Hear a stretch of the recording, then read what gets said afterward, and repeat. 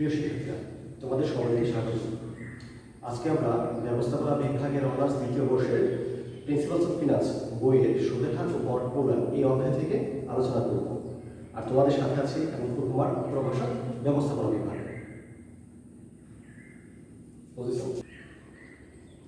প্রিয় শিক্ষার্থীরা, এই অধ্যায়ে মূলত বন্ড সম্পর্কে আলোচনা করা হয়েছে। বন্ড কেনা আমাদের জন্য লাভজনক হবে কি হবে না, অথবা বন্ড যদি আমরা ক্রয় করি সেই ক্ষেত্রে আমাদের প্রাপ্তির হারটা কত হবে, তার সবকিছুই এই অধ্যায়ের পাঠের মাধ্যমে আমরা জানতে পারব। শুরুতে আমরা জানবো বন্ড কাকে বলে। দীর্ঘমেয়াদী অর্থায়নের প্রয়োজনে যখন সরকার অথবা ব্যবসা প্রতিষ্ঠান টাকার পরিমাণ, সুদের হার, মেয়াদ এবং অন্যান্য শর্ত সম্বলিত যে দলিল ইস্যু করার মাধ্যমে জনগণের নিকট থেকে অর্থ সংগ্রহ করে তাকে বলা হয় বন্ড। অর্থাৎ বন্ড হচ্ছে এমন একটা দলিল, প্রতিজ্ঞাপত্র অথবা কাগজ যেখানে ব্যবসা প্রতিষ্ঠান টাকার পরিমাণ, অর্থাৎ কত টাকা সে এই বন্ডের মাধ্যমে সংগ্রহ করতে চাচ্ছে তার পরিমাণটা উল্লেখ করা থাকবে। এটা মেয়াদ কতদিন, কত দিনের জন্য এই টাকাটা সংগ্রহ করতে চাচ্ছে সেই দিনটা উল্লেখ করা থাকবে বা সেই সময়টা উল্লেখ করা থাকবে, এবং যারা বন্ড ক্রয় করবে বা বন্ড হোল্ডার যারা থাকবে তাদের সুদের হারটা বা প্রাপ্তির হারটা কত পার্সেন্ট হবে এই সকল কিছু উল্লেখ করে দিয়ে, এবং যদি অন্যান্য কোনো শর্ত থাকে সেই সকল কিছু উল্লেখ করে দিয়ে যার মাধ্যমে টাকা সংগ্রহ করে বা যে পেপারস বা দলিল বিক্রি করার মাধ্যমে জনগণের কাছ থেকে টাকা সংগ্রহ করে তাকে বলা হয় বন্ড। এই বন্ড বিভিন্ন রকমের হয়ে থাকে, যেমন জামানতযুক্ত বন্ড। জামানতযুক্ত বন্ড হচ্ছে এমন একটা বন্ড যে বন্ড বিক্রি করতে গেলে বেসরকারি প্রতিষ্ঠানের কোনো সম্পত্তি আংশিক অথবা সম্পূর্ণরূপে বন্ধক রাখার মাধ্যমে বিক্রি করতে হয়, এই জন্য এটাকে জামানতযুক্ত বন্ড বলা হয়। আরেক ধরনের বন্ড আছে যাকে বলা হয় জামানতমুক্ত বন্ড।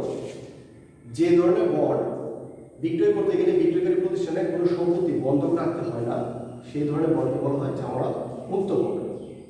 তারপর যে বন্ড সম্পর্কে বলবো তা হচ্ছে নির্দিষ্ট মেয়াদী বন্ড। নির্দিষ্ট মেয়াদী বন্ড হচ্ছে এমন এক ধরনের বন্ড যে বন্ডের একটা নির্দিষ্ট মেয়াদ উল্লেখ করা থাকে এবং মেয়াদ শেষে বন্ড হোল্ডারদেরকে টাকা ফেরত দেওয়া হয়। তারপর হচ্ছে অনির্দিষ্ট মেয়াদী বন্ড।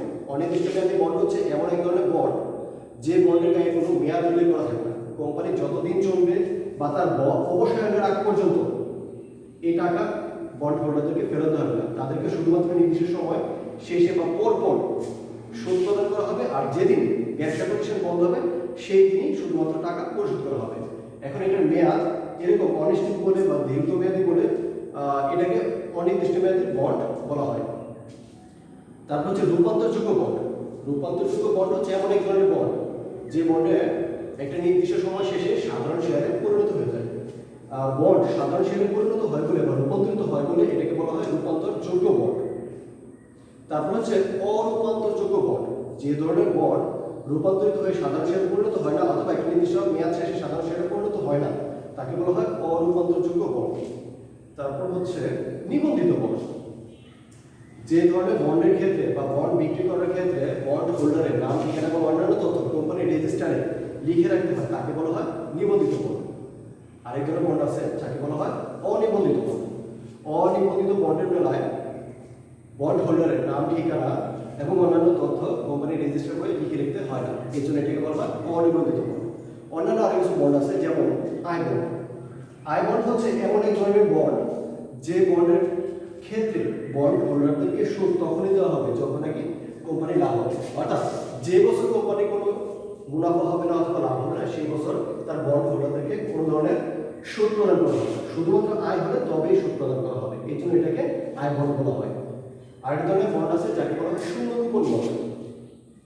শূন্য কুপন বন্ড হচ্ছে এমন এক ধরনের বন্ড যে বন্ডের ক্ষেত্রে বন্ড হোল্ডারদেরকে কোনো ধরনের সুদ প্রদান করা হয় না, বন্ডের যা লিখিত মূল্য থাকে তার চেয়ে কম মূল্যে বিক্রি করা হয়, আর যখন নাকি বন্ডের টাকা ফেরত দেওয়া হয় তখন লিখিত মূল্যে ফেরত দেওয়া হয়। মাঝখানে এই ব্যবধানটুকুই হচ্ছে শূন্য কুপন বন্ড হোল্ডারদের লাভ। যেমন আমরা যদি ধরি যে একটি শূন্য কুপন বন্ডের ফেস ভ্যালু 1000 টাকা, সেক্ষেত্রে তার বিক্রয় মূল্য হবে 900 টাকা হতে পারে। আর সমীকরণ বন্ডের ক্ষেত্রে যখন নাকি ফেস ভ্যালু 1000 টাকা থাকে তখন তার চেয়ে কম মূল্যে যে কোনো একটা তার চেয়ে কম মূল্যে এটা বিক্রয় করা হয়। ধরা আমরা যে 900 টাকা আমরা সমীকরণ বন্ডটা ক্রয় করতে পারতেছি, সেই ক্ষেত্রে যখন মেয়াদ শেষ হবে তখন আমাদের ফেরত দিতে হবে 1000 টাকা। এই মাঝখানে 100 টাকা হচ্ছে বন্ড হোল্ডারদের লাভ। আরেক ধরনের বন্ড আছে তলবি বন্ড। তলবি বন্ড হচ্ছে এমন এক ধরনের বন্ড যে বন্ড মেয়াদ পূর্তির পূর্বে বিক্রয়কারী প্রতিষ্ঠান তলব করে বন্ড হোল্ডারদেরকে তলব করে তার টাকা পরিশোধ করতে পারে। মেয়াদ পূর্তির পূর্বে তলব করে টাকা পরিশোধ করা হয় বলে এটাকে তলবি বন্ড বলা হয়। আর সর্বশেষ যে বন্ডের কথা বলবো তা হচ্ছে জাঙ্ক বন্ড। জাঙ্ক বন্ড হচ্ছে এমন একটা বন্ড যে বন্ডে প্রাপ্তির হার অনেক বেশি এবং ঝুঁকি অনেক বেশি, এই ধরনের বন্ডকে বলা হয় জাঙ্ক বন্ড। প্রিয় শিক্ষার্থীরা, এই অধ্যায়ে মূলত বা বন্ডের ক্ষেত্রে মূলত দুইটা বিষয় ক্যালকুলেশন করা হয় বা নির্ণয় করা হয়। প্রথম হচ্ছে বন্ডের ভ্যালু নির্ণয় বা বন্ডের মূল্য নির্ণয়। যখন আমাদের বন্ড ক্রয় করার ব্যাপার আসে তখন বন্ডের মূল্য কত এটা জানা অনেক বেশি দরকার। আর বন্ডের মূল্য নির্ণয়ের ক্ষেত্রে আমরা মূলত তিনটা সূত্র ব্যবহার করে থাকি। একটা হচ্ছে নির্দিষ্ট মেয়াদী বন্ডের ভ্যালু নির্ণয়, আর হচ্ছে অনির্দিষ্ট মেয়াদী বন্ডের ভ্যালু নির্ণয়, আর হচ্ছে শূন্যতম বন্ডের ভ্যালু নির্ণয়। প্রিয় শিক্ষার্থীরা, এই হচ্ছে আমাদের তিনটা সূত্র যার মাধ্যমে আমরা বন্ডের ভ্যালু নির্ণয় করে থাকি। প্রথম হচ্ছে যখন একটি বন্ডের নির্দিষ্ট মেয়াদ উল্লেখ করা থাকবে তখন আমরা এক নম্বরে এই সূত্রটা ব্যবহার করব। আর যখন একটি বন্ডের সকল তথ্য দেওয়া থাকবে কিন্তু কোনো মেয়াদ উল্লেখ করা থাকবে এবং বন্ডের ভ্যালু নির্ণয় করতে বলবে তখন আমরা অনির্দিষ্ট মেয়াদী এই সূত্র ব্যবহার করব। আর যখন একটি শূন্য কুপন বন্ডের ভ্যালু নির্ণয়, জিরো কুপন বন্ড স্পষ্ট উল্লেখ করা থাকবে তখন আমরা 3 নম্বর এই সূত্রটা ব্যবহার করব। এই ক্ষেত্রে শিক্ষার্থীরা একটা ব্যাপার লক্ষ্য করে দেখো তোমরা, এখানে সূত্র যদিও তিনটা মনে হচ্ছে আসলে তিনটা না।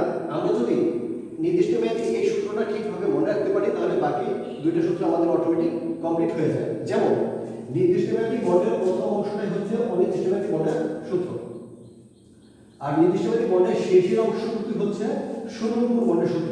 সেই ক্ষেত্রে আমরা নির্দিষ্ট মেয়াদী বন্ডের সূত্রটাকে যদি ভালোভাবে মনে রাখতে পারি তাহলে বাকি দুইটা সূত্র আমাদের আর মনে রাখার দরকার পড়বে না। আমরা ওই সূত্রটা থেকে এটুকু কমপ্লিট করে নিতে পারবো। এখন আমরা একটা অঙ্ক করার মাধ্যমে সূত্রের প্রয়োগটা দেখব। প্রিয় শিক্ষার্থীরা, এখানে আমরা যে অঙ্কটা দেখতে পাচ্ছি এটার মাধ্যমে বন্ডের ভ্যালু নির্ণয় করব।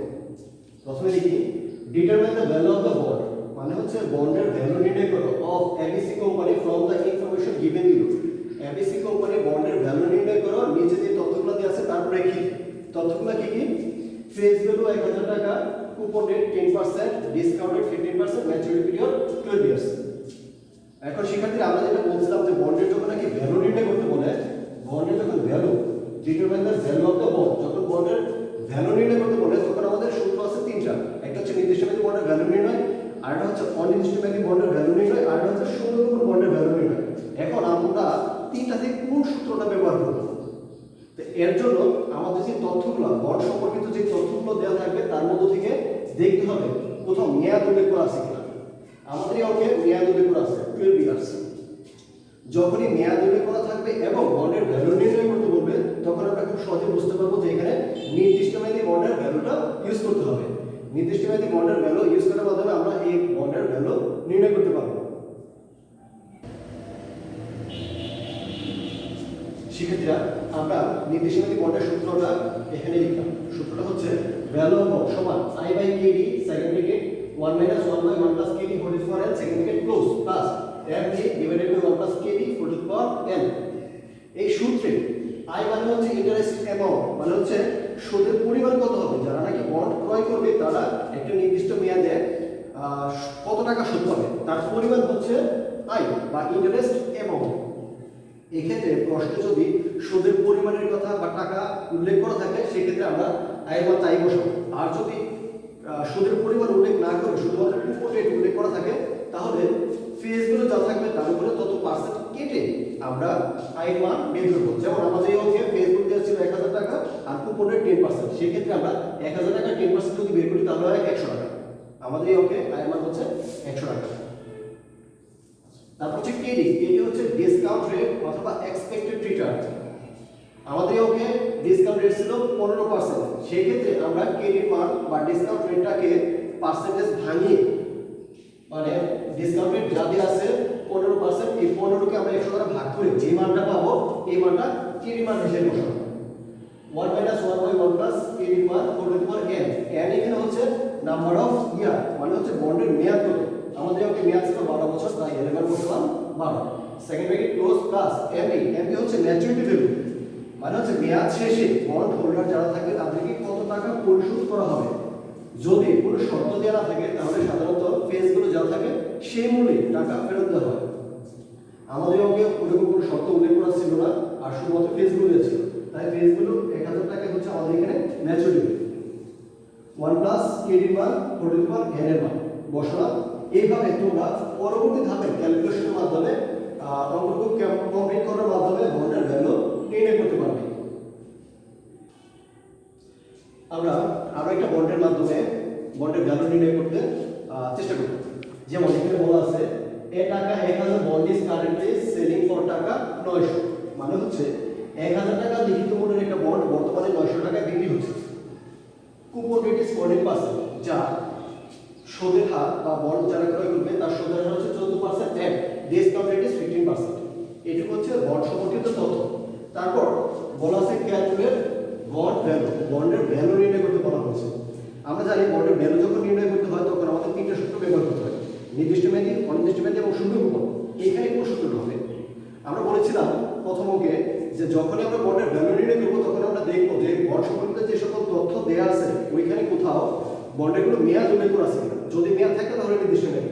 আমাদের বন্ডে আমরা দেখতে পাচ্ছি কোথাও কোনো মেয়াদ উল্লেখ করা আছে, আমরা নির্দিষ্ট মেয়াদি সূত্র এখানে ব্যবহার করা যাবে না। আবার আরেকটা ক্ষেত্রে যেমন যখন নাকি জিরো কুপন বন্ড হবে তখন অবশ্যই বলা থাকবে যে বন্ড হচ্ছে জিরো কুপন বন্ড। আমাদের এই অঙ্কে কোথাও জিরো কুপন বন্ডের কথা উল্লেখ করা নেই। তাহলে আমরা সহজে বুঝতে পারি যে এখানে নির্দিষ্ট মেয়াদি সূত্র হবে না, জিরো কুপনের সূত্র হবে না। তাহলে রয়ে গেল কি? রয়ে গেল অনির্দিষ্ট মেয়াদি বন্ডের ভ্যালু নির্ণয়ের সূত্র। তো শিক্ষার্থীরা আমরা এইভাবে যখন নাকি একটা বন্ডের ভ্যালু নির্ণয় করতে বলবে আমাদের একাধিক সূত্র আছে, সেক্ষেত্রে যে তথ্যগুলো আমাদের দেওয়া থাকবে তার প্রেক্ষিতে আমরা সূত্রটা বের করে নেব যে কোন ধরনের সূত্র হবে। এখন আমরা যদি অনির্দিষ্ট মেয়াদি বন্ডের ভ্যালু নির্ণয়ের সূত্রটা লিখি তাহলে হবে এমন: ভ্যালু অফ বন্ড সমান আই বাই কেডি। এখানে আই সমান ইন্টারেস্ট অ্যামাউন্ট, ইন্টারেস্টের পরিমাণ টাকায় উল্লেখ করা নাই, আমাদের কুপন রেট দেওয়া আছে। সেক্ষেত্রে আমাদের ফেজগুলো যা থাকবে এই ফেজগুলোর উপরে কুপন রেটের পার্সেন্টেজ কাটতে হবে, তাহলে আমরা ইন্টারেস্ট অ্যামাউন্ট বের করতে পারবো। আমাদের ফেজগুলো হচ্ছে 1000 টাকা, তার থেকে যদি আমরা 14% বের করি হয় 140 টাকা।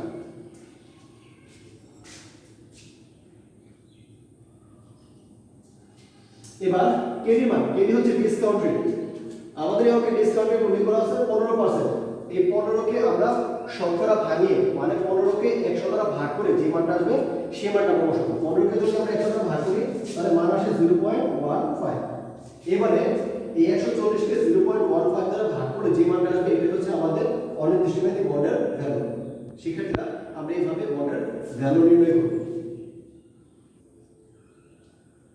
আমরা আরো একটা বন্ডের ভ্যালু নির্ণয়ের চেষ্টা করব। যেমন এই অঙ্কে বলা আছে as zero coupon bond having 10 years to maturity and a টাকা 1000 face value discounted 12%, calculate bond value। এখানে আমাদের যা করতে হবে calculate bond value মানে হচ্ছে বন্ডের ভ্যালু নির্ণয় করতে হবে। শিক্ষার্থীরা আমরা এই কাজটা সবসময় করব। প্রত্যেকটা অঙ্ক বা প্রত্যেকটা প্রশ্ন যখন আমরা পড়ব তখন খুঁজে বের করতে হবে আমাদের কি করতে হবে। কোথাও না কোথাও এটা ইন্ডিকেট করা থাকবে, হয় শেষে নয় উপরে বলা থাকে, সেই মোতাবেক আমরা অঙ্কটা করব। আমাদের শেষে বলা আছে ক্যালকুলেট বন্ড ভ্যালু, তার মানে হচ্ছে আমাদের বন্ডের ভ্যালু নির্ণয় করতে হবে। বন্ডের ভ্যালু নির্ণয় করতে গেলে আমাদের তিনটা সূত্র ব্যবহার করতে হয়, নির্দিষ্ট মেয়াদি, অনির্দিষ্ট মেয়াদি এবং শূন্য কুপন বন্ডের ভ্যালু নির্ণয়ের সূত্র আছে। এখন আমরা কোন সূত্রটা ব্যবহার করব? সেই ক্ষেত্রে দেখো সেক্ষেত্রে আমাদের শুরুতে বলা আছে জিরো কুপন বন্ড। যখনই এরকম জিরো কুপন বন্ড উল্লেখ করা থাকবে এবং বন্ডের ভ্যালু নির্ণয় করতে বলবে তখন অন্য কোনো চিন্তা না করে বা অন্য সকল চিন্তা বাদ দিয়ে আমরা বন্ডের জিরো কুপন বন্ডের যে ভ্যালু নির্ণয়ের সূত্র আছে সেই সূত্রটা ব্যবহার করব। সূত্রটা হচ্ছে ভ্যালু অফ বন্ড সমান MV divided by 1 plus KD whole to the power n। এখানে MV হচ্ছে ম্যাচুরিটি ভ্যালু। ম্যাচুরিটি ভ্যালু বলতে ফেজগুলোকে বোঝানো হয়। যদি অন্য কোনো শর্ত উল্লেখ করা না থাকে তাহলে আমাদের এখানে ম্যাচুরিটি ভ্যালু হবে 1000 1 plus KD। KD হচ্ছে ডিসকাউন্ট রেট। এখানে ডিসকাউন্ট রেট হচ্ছে 12%। ডিসকাউন্ট রেটকে আমরা 100 দ্বারা ভাগ করে মানে শতকরা ভাঙিয়ে তারপর লিখব। যদি আমরা 12 কে শতকরা ভাঙিয়ে লিখি তাহলে হয় 0.12। n হচ্ছে নাম্বার অফ ইয়ার মানে হচ্ছে তার মেয়াদ। আমাদের এখানে মেয়াদ উল্লেখ করা আছে 10 বছর, তাহলে n এর হবে 10। এভাবে পরবর্তী ধাপের ক্যালকুলেশনের মাধ্যমে আমরা বন্ডের ভ্যালু নির্ণয় করতে পারব। প্রিয় শিক্ষার্থীরা, আমরা যখন যে নিয়মের মাধ্যমে বন্ডের ভ্যালু নির্ণয়ের চেষ্টা করলাম, তোমরা বাড়িতে তোমাদের বই থেকে অনেক বেশি বেশি এইভাবে অঙ্ক করার চেষ্টা করবে। যদি কোথাও কোনো প্রবলেম হয় তাহলে অবশ্যই কমেন্টের মাধ্যমে জানাবে। আমরা পরবর্তীতে এই সমস্যাগুলো সমাধান করে দেওয়ার চেষ্টা করব। সবাই ভালো থাকুন, সুস্থ থাকুন।